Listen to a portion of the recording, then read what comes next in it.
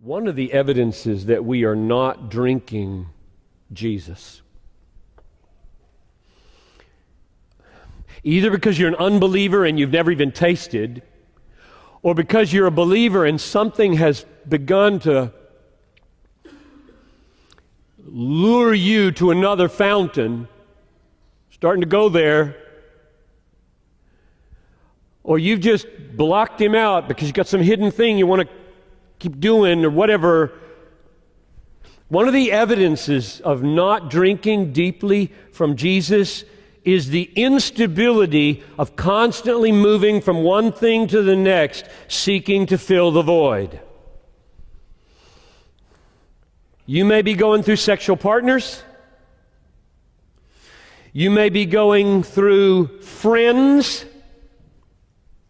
You may be going through jobs. You may be going through churches, just one after the other.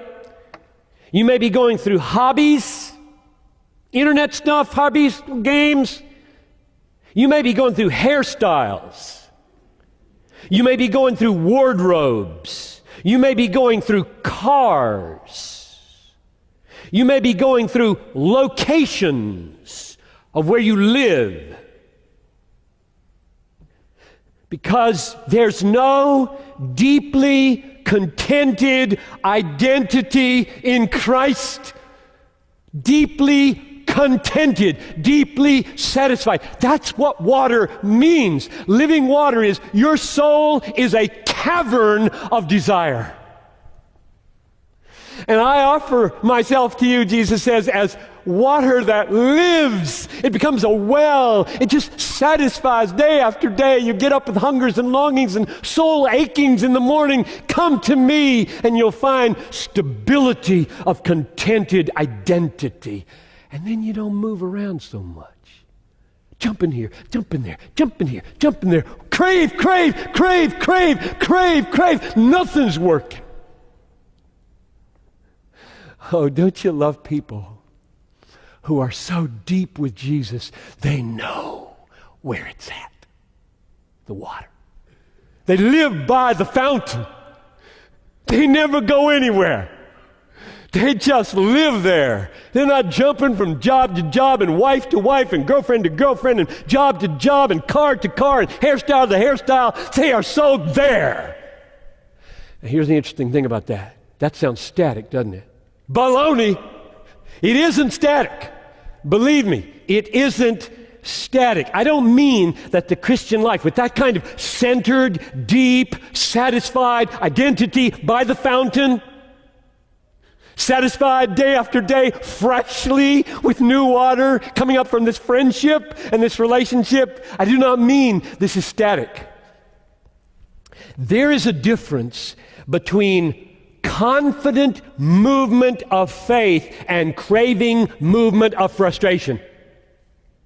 You got that? There is a difference between confident movement in faith and craving movement of frustration. Got to move because this is not working. Here, move, move, move. Or this is so working, I'm taking it. I got a plan. I'm making something in my life. I'm not wasting it. I am moving to China. I'm moving to Ukraine. I'm moving to Southeast Asia. I am on the way because I got my feet on a rock. And there's a fountain coming up out of this rock. And it goes with me everywhere. It's Jesus, not any geographical location.